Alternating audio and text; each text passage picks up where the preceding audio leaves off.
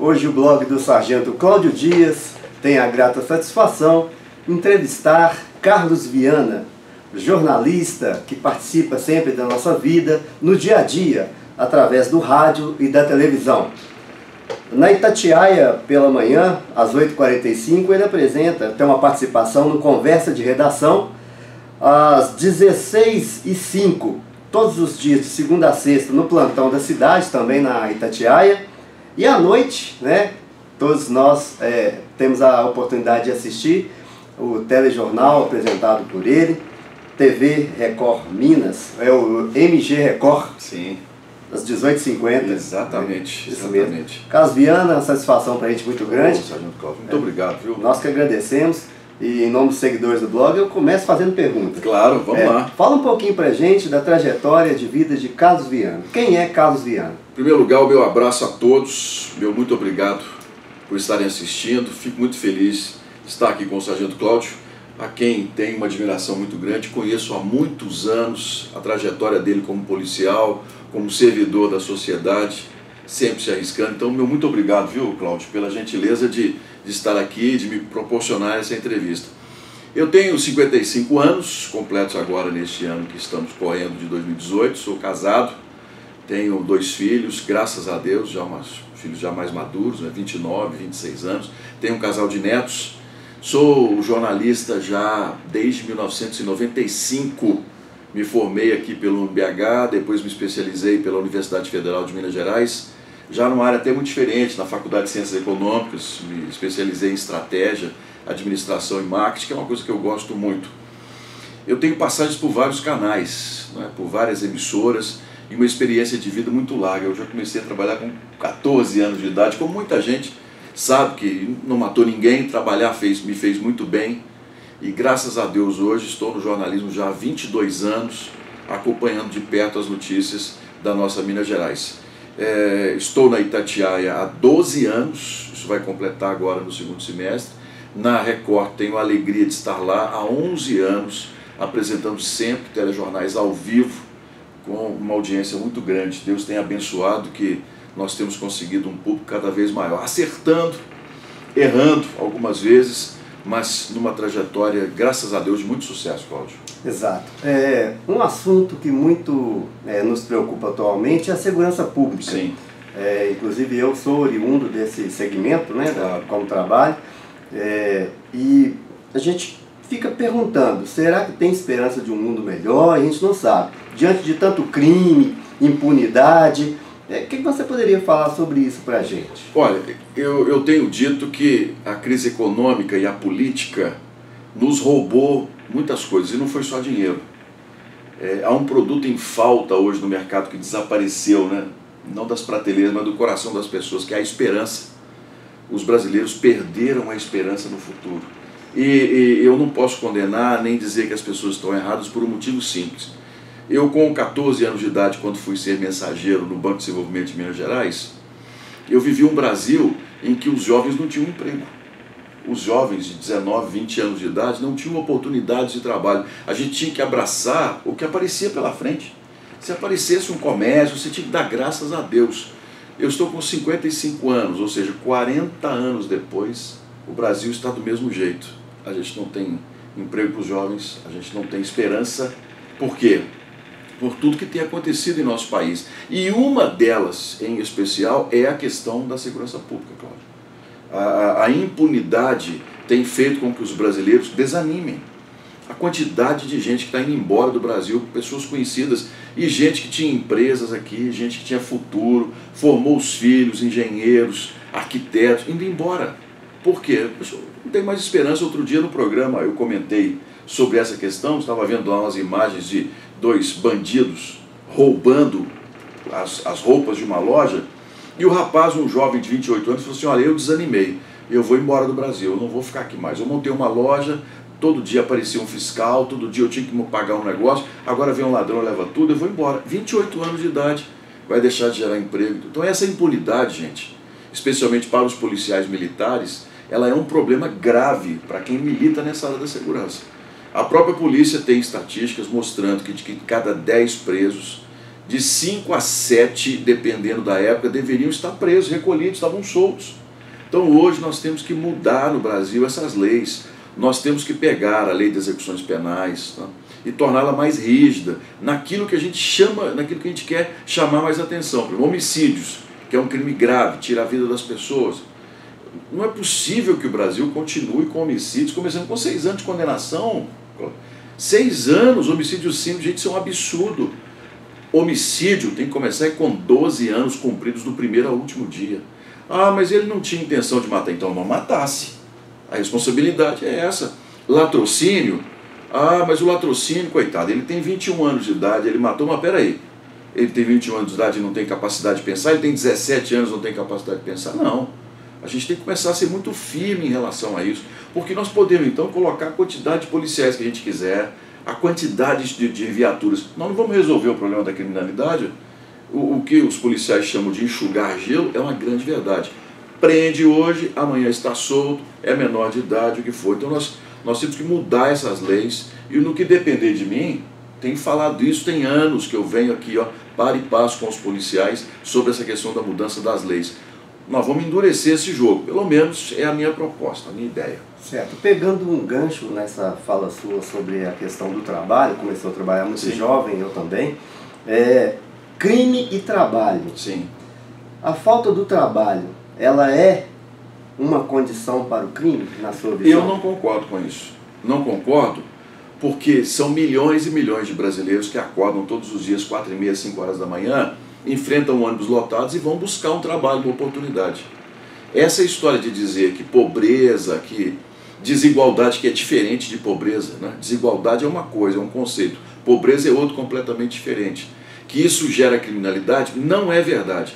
Nós tivemos esse discurso muito forte nos últimos anos, nas universidades, nos especialistas de segurança pública, gente que assumiu uma Secretaria Nacional de Segurança Pública, Cláudio e nossos telespectadores, que nunca pisou na delegacia. O sujeito é mestre, é doutor, tem valor? Tem, mas não conhece o dia a dia dos policiais, não sabe como é que funciona de fato o mundo do crime. Então isso acabou, na minha opinião, incentivando o mundo do crime. Hoje, a pessoa que não tem oportunidade, ela buscando, ainda que com dificuldade, ela encontra uma saída. É só você olhar nos sinais, a quantidade de gente vendendo bala. É o ideal? Não é, mas aquelas pessoas estão trabalhando honestamente. Gente vendendo picolé na rua, é o ideal? Não é, mas a pessoa está ali batalhando para conseguir.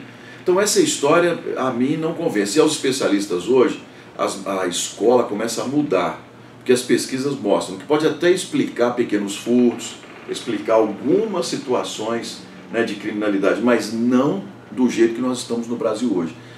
Desigualdade não leva ninguém ao mundo do crime.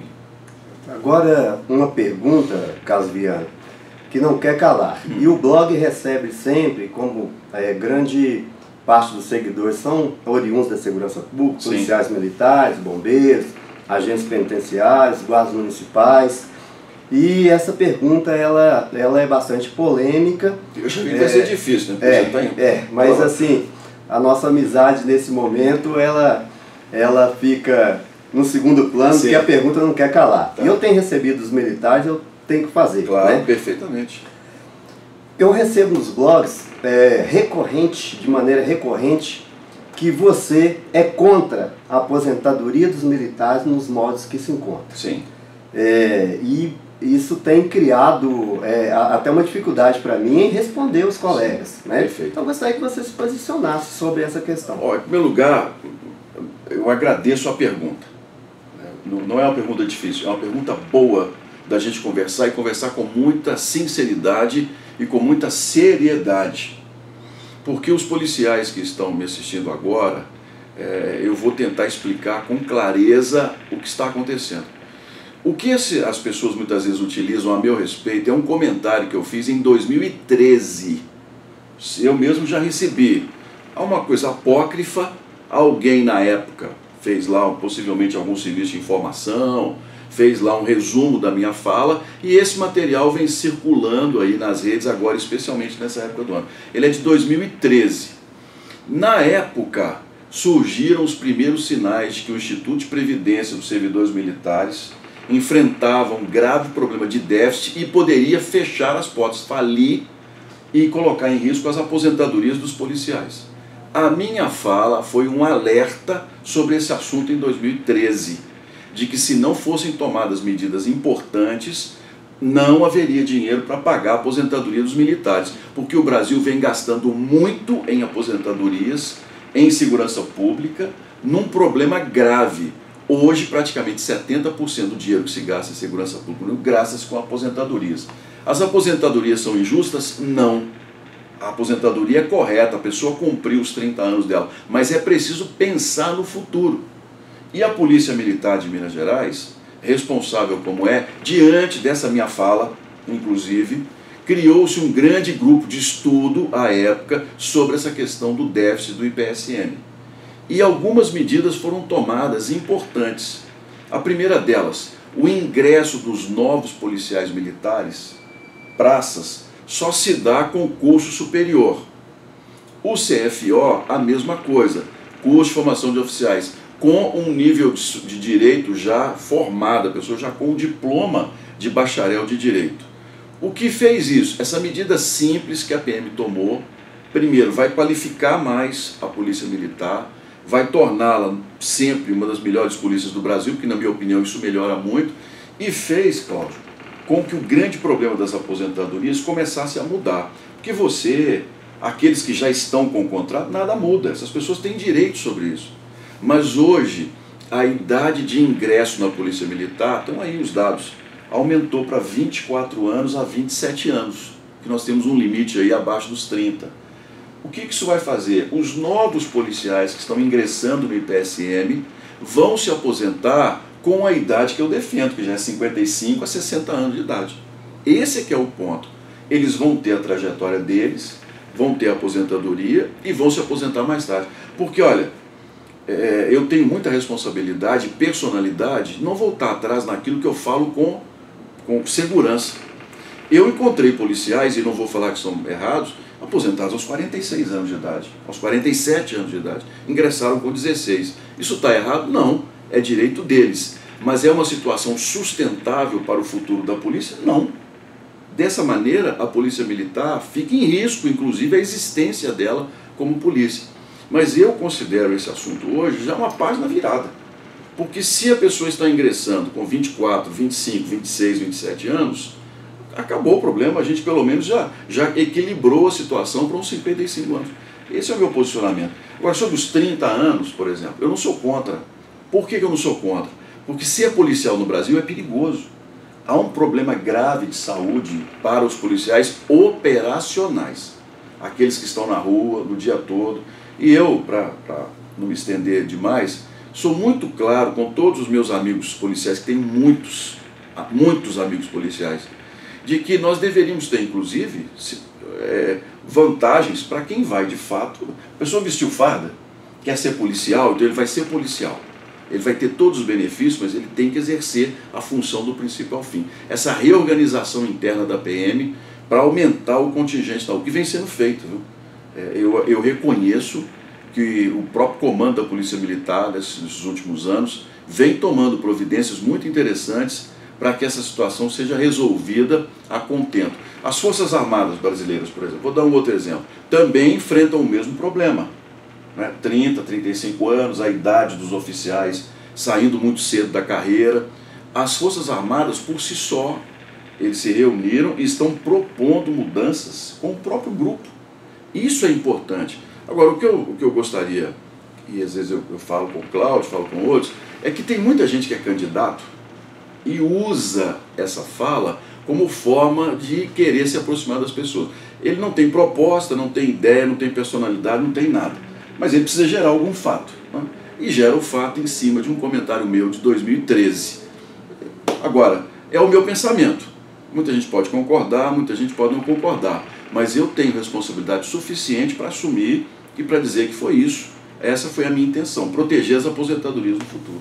Exato. É importante a gente respeitar as opiniões, né? São várias opiniões, né? Claro, tem que respeitar e o blog sempre prima por isso. Muito né? obrigado, eu agradeço. Todos os posicionamentos. E por falar nisso, você que tem uma participação na sociedade de maneira bastante contundente, chega-se um momento em que as pessoas começam a falar assim, nós estamos precisando renovar a política, nós estamos precisando mudar. colocar pessoas novas, que tenham pensamentos novos, posturas que possam realmente alavancar o nosso país. Você tem pretensões políticas? As pessoas têm te procurado com relação a isso? Esse é um assunto que vem sendo conversado com a minha família há uns 4 anos. Porque primeiro surgiu da minha casa a ideia de mudar do Brasil. Porque como jornalista muito conhecido, a gente enfrenta problemas, né? E já é uma trajetória de muitos anos. Então onde eu vou hoje, como eu, graças a Deus, procuro não fazer nada errado, mas mesmo eu estando certo, você já viu, as coisas são... Aí vem problemas, né? E minha família vem ficando muito desgastada com isso, né? Minha esposa, meus filhos. E há uma preocupação muito grande com essa questão da segurança e tudo mais. Então nós viemos discutindo sobre mudar do Brasil, ir embora. Eu já tive a oportunidade de morar na Alemanha, tive a oportunidade de morar nos Estados Unidos, agora Portugal também surgiu a oportunidade, até de estudar fora do Brasil e tudo. Mas eu parei para pensar e falei assim, gente, eu fui menino pobre, meu pai muito humilde, minha mãe muito humilde, eu estudei em escola pública, eu batalhei pelos meus estudos, eu sei a dificuldade. Então eu às vezes vou visitar uma escola pública, Cláudio, vou conversar com estudantes de 16, 17, que como eu um dia estavam ali naquele banco de escola, sem aula, sem perspectiva, sem nada, e eu pergunto assim, quem quer ir embora do Brasil? 80% levanta a mão, quer ir embora.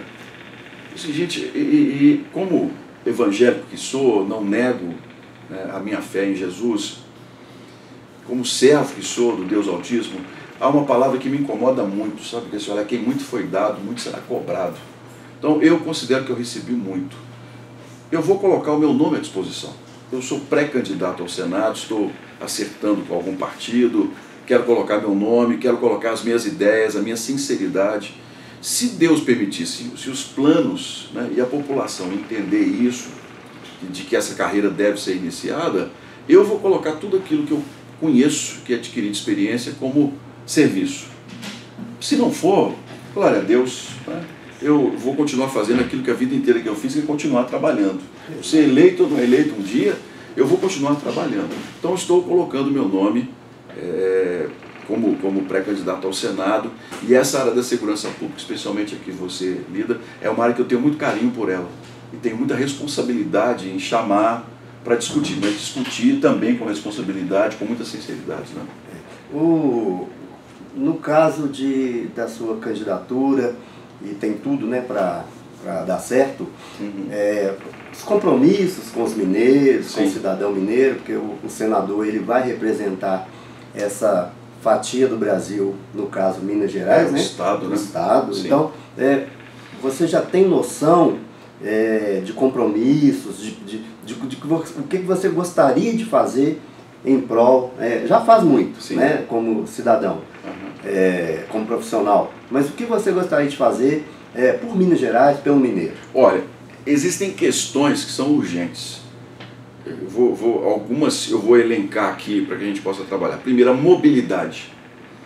Hoje, uma pessoa que mora aqui em Mário Campos, poucos quilômetros de Belo Horizonte, região metropolitana da capital, paga R$10 de passagem. R$10 de passagem.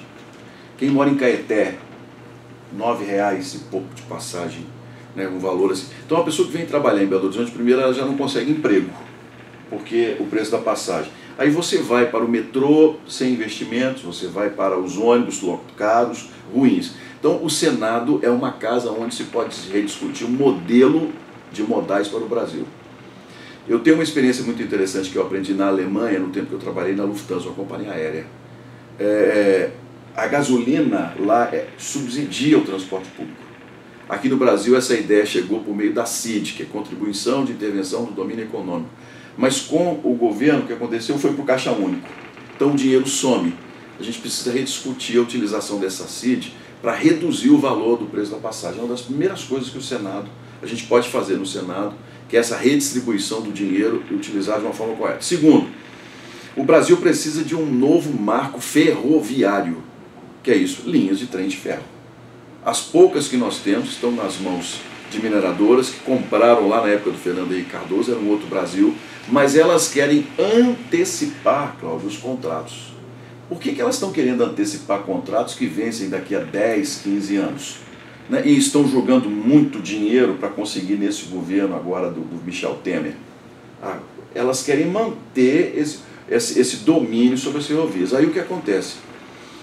Vale do Aço e Patinga, por exemplo, as bobinas de aço que são produzidas ali não conseguem ser transportadas por trem, porque é caro. Eles colocam as bobinas nos caminhões. Aí a gente está subindo a 381 aqui, está descendo aquele tanto de caminhão de bobina de aço, aumentando. E constantemente um cai, sofre um acidente, mata as pessoas com bobina de aço. Sendo que se fosse por trem, já estaria muito mais seguro. Essa questão de minério e água, por exemplo, temos lá o problema de Santo Antônio do Grama. Transporte de minério por água. Está errado. Nós precisamos discutir um novo marco ferroviário para que a produção de minério continue existindo, porque a gente precisa da mineradora, são quase 350 mil empregos diretos e indiretos, mas sem utilizar água de rio. Passa a ter trem de ferro. São desses pontos. Terceiro ponto, a questão da revisão das leis de execuções penais, do Código do Processo Penal, inclusive. Redução de benefícios, a questão da redução da maioridade penal, ou reduzimos a maioridade, ou nós vamos discutir que o adolescente responda às penas como adulto, a gente tem que aumentar o número das penas. São discussões importantes que o Senado é a casa para se discutir e que vão ser levadas. Um último ponto que eu gostaria de chamar, entre vários, a questão dessa redistribuição do municipalismo. Ajudar os prefeitos. As cidades hoje, os municípios onde as pessoas vivem, o dinheiro fica praticamente 60% dele lá no governo federal. Isso está errado, porque aí você concentra e o prefeito tem que ficar pedindo lá, beijando a mão de político, todo mundo, para poder ter a verba. São pontos que eu considero importantes nessa discussão. Perfeitamente. Há esperança de dias melhores para o nosso país? Claro que sim. Porque, olha, se nós trabalharmos com seriedade, se nós trabalharmos com firmeza, se nós hoje oferecermos à população uma política correta, honesta, transparente, as pessoas vão voltar a acreditar. Porque não vai ser pelo muito falar, não. Sabe, essa questão de falar assim, eu sou isso. Não, a gente tem que agir em relação a isso. Minas Gerais hoje, vou dar um exemplo. O Michel Temer, que é o presidente, não veio a Minas Gerais uma vez. Por que Michel Temer não vem ao segundo maior colégio eleitoral? Minas Gerais perdeu a importância no Brasil. Nós perdemos importância. Por que nós perdemos importância? Porque existem duas maneiras de você lidar com um político. Ou você compra o político, ou você respeita o político. Se você compra o político, como dizia o ex-governador Hélio Garcia, eu já te paguei tudo que eu devo, então eu não te devo mais nada. Agora, se você respeita a pessoa, o que você tem que fazer? Você tem que estar constantemente conversando, negociando. Então nós precisamos recuperar esse protagonismo de Minas Gerais e a confiança da população na política. Porque se não for pela política, Cláudio, olha, não vamos chegar a lugar nenhum. Mas é preciso que todos estejam dispostos a sentar e a discutir um Brasil melhor, inclusive abrir mão de privilégios, situações, para que a gente possa encontrar um bem comum. Muito bom você lembrar dessa questão, porque Minas Gerais sempre participou da vida política, social do nosso país. E estamos anulados. Minas Gerais hoje, no contexto político brasileiro, é nada. É um negócio, mas é como eu falei, o Senado são 3 representantes. Serão 2 eleitos agora em outubro. Esses 3 podem muito, num contexto de 81. É uma questão de que se escolham os nomes corretos, né, lá para outubro, e que possam representar Minas Gerais com a dignidade necessária. Exato. Para encerrar então, né, eu gostaria de lembrar que o Carlos Viana foi militar do Exército, disciplinado como os militares são. E foi militar do Exército na época da ditadura, né? Ditadura, mais difícil ainda. Mais rigoroso. Gostaria que você deixasse para os seguidores do blog uma mensagem final. Sim. Né? E eu tenho certeza que quem está assistindo esse vídeo vai poder sopesar, né, a sua fala. Muito obrigado. Respeitando as opiniões, as diferenças, as divergências, e assim no campo das ideias a gente continuar sempre avançando. Cláudio, olha, se há uma coisa que eu aprendi como infante, você entendeu? É manter a minha posição. Então, meu amigo, né, nós vamos conversar, mas vamos conversar sempre de cabeça erguida, olho no olho e sempre no mesmo nível de educação e de responsabilidade. Quando comecei efetivamente na televisão, já numa trajetória maior ali em 2000, eu lembro que eu rasguei uma calça numa viatura do 16º Batalhão. Estava fazendo uma matéria num plantão e eu me sentei atrás ali com os militares, uma daquelas barcas antigas quadradonas, né? C-14. C-14. E quando eu fui levantar, aquela mola rasgou a minha calça. E daquele dia para frente eu me tornei um grande defensor da polícia, dos policiais e da qualidade de vida. Falo com muita humildade. Se hoje muitas emissoras buscam a polícia, se a polícia hoje tem toda uma estrutura de comunicação voltada para isso, eu dei a minha contribuição, porque na época lidar com a polícia era coisa de segundo plano. O policial era um subcidadão, né? Se vocês observarem bem, o polícia sempre foi considerado um subcidadão. E eu tive o prazer de aprender, de conhecer muitos policiais, de me tornar um profissional que sou hoje na experiência das ruas. E se hoje a gente volta a olhar para uma polícia que precisa ser valorizada, precisa ser respeitada, eu dei a minha contribuição. Com toda sinceridade, isso é uma alegria muito grande ter participado. E a vocês do blog, meu muito obrigado por terem nos assistido.